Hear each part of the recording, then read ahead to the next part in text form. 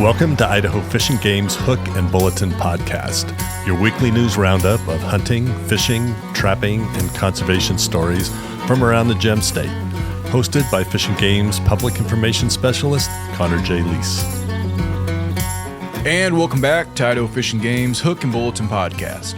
This week we're talking about applying for some spring turkey controlled hunts, North Idaho elk management, and sadly a reminder that living in wildland-urban interfaces can sometimes present conflicts with wildlife, in this case, coyotes.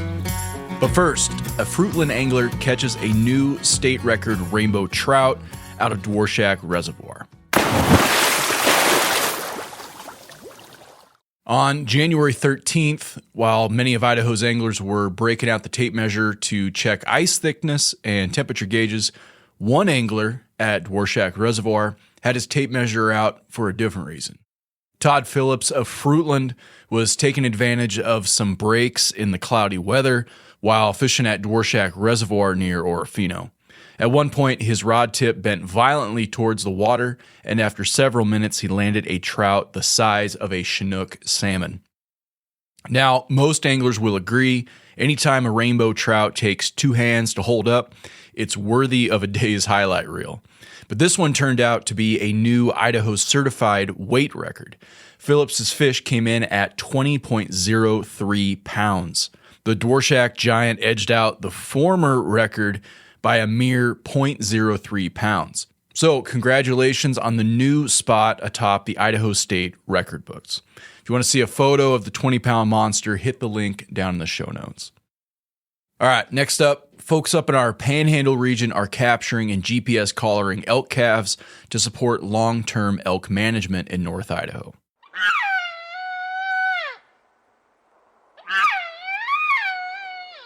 To many people, the idea of using a helicopter to locate, capture, and place a GPS collar on an elk may sound like something out of a nature documentary. For Idaho Fish and Game wildlife biologists, however, it is an important and carefully planned part of managing elk herds and ensuring continued hunting opportunities in North Idaho. Each year, Fish and Game staff in the Panhandle region conduct limited helicopter operations to deploy GPS collars on elk calves. The data collected helps biologists better understand where elk live, how they move across the landscape, and what factors influence survival. Information that directly supports science-based elk management. Here's regional wildlife biologist in the Panhandle region, Barb Moore. When an animal is wearing a GPS collar, we learn a great deal about the habitat it uses and how it moves throughout the year, and if it dies, what caused that mortality.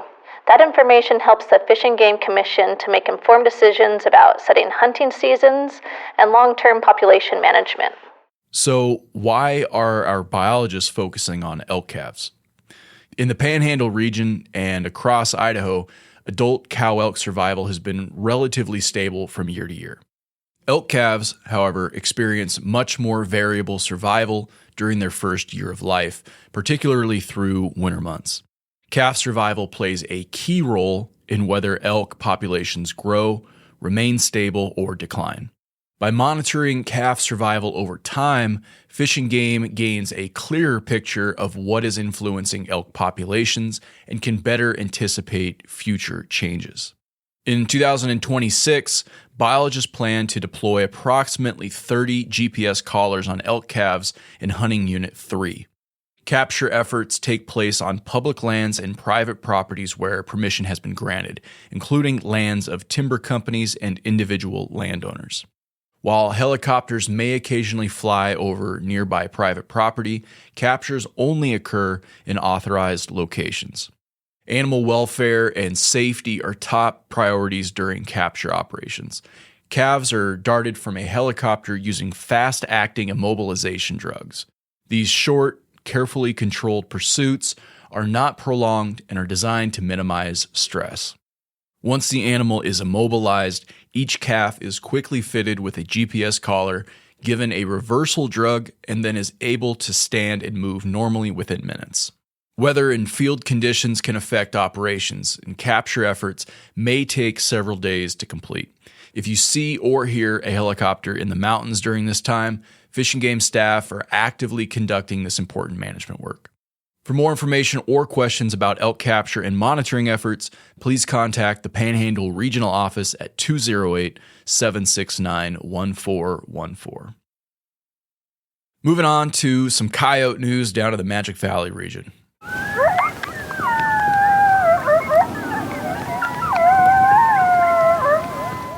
Fish and Game conservation officers in the Magic Valley region received a report on Wednesday that a group of coyotes attacked and killed a dog at a residence earlier this week in the Elkhorn area in Sun Valley.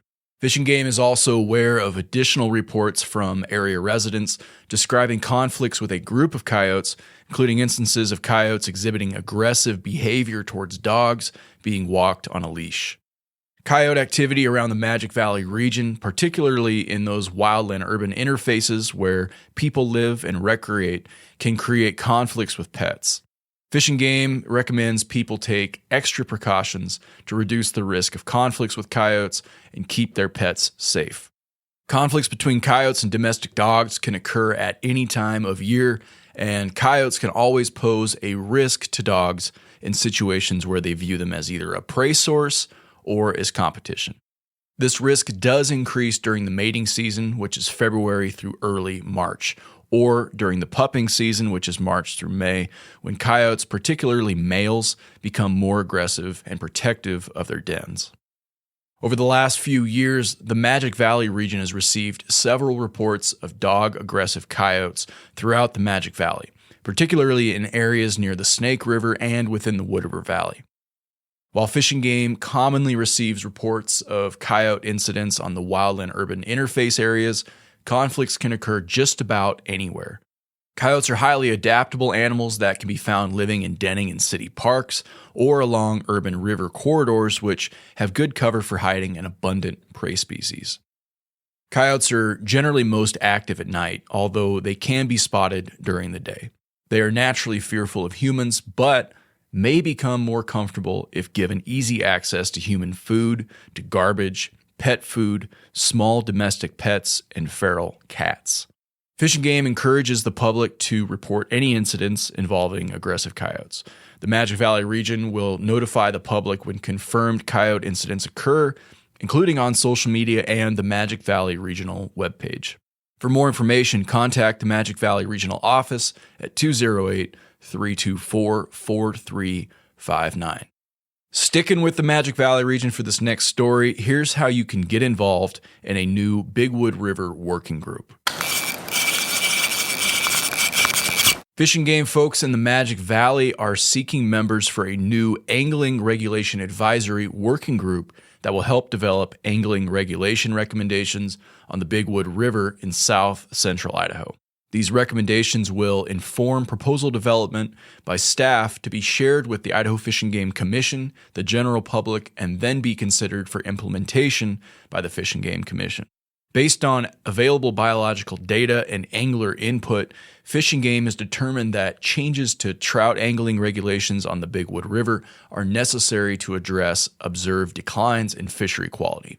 Simplifying the existing regulations is expected to increase angler opportunity while also better accomplishing management objectives. In addition to potential biological benefits, regulation simplification is intended to improve overall angler understanding, participation, and satisfaction with the fishery.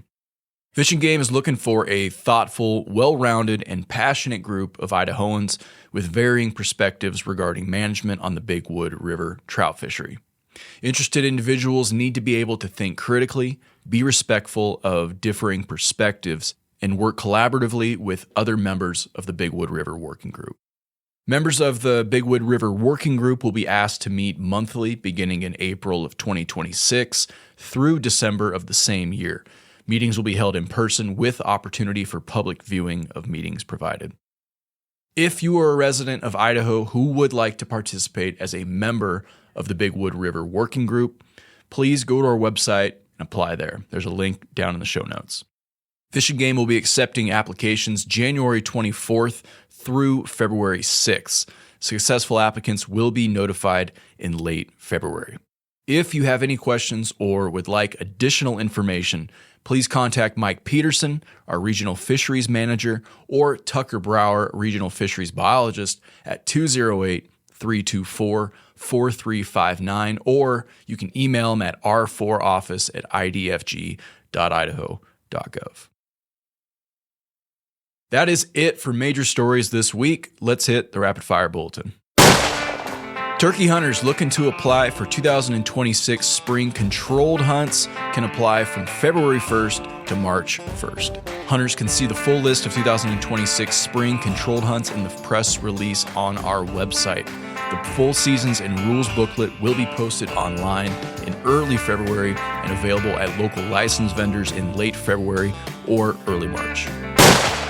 Anglers near salmon can choose their own adventure as fishable ice has set up on Johnson Pond, Hyde Pond, and Williams Lake.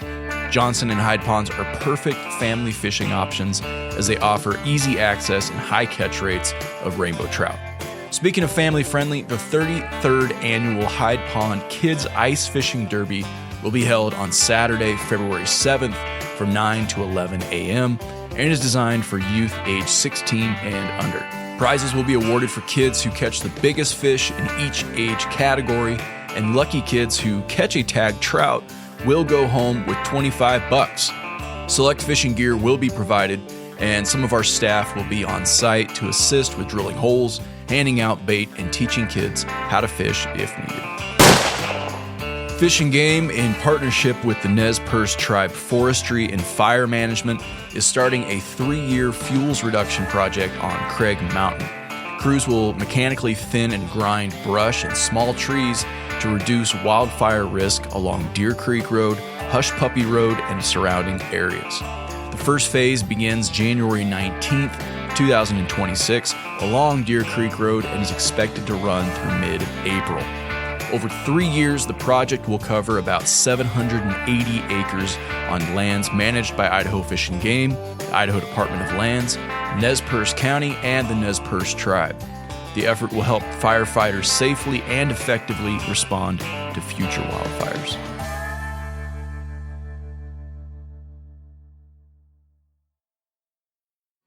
That's all the news we have for this week. Thanks for putting an ear to Idaho Fish and Game's Hook and Bulletin. If there's something on your mind, or if you got a question related to Fish and Game matters, feel free, drop us a line at podcast@idfg.idaho.gov. Again, that's podcast@idfg.idaho.gov. Thanks for listening, folks. We'll catch you next week.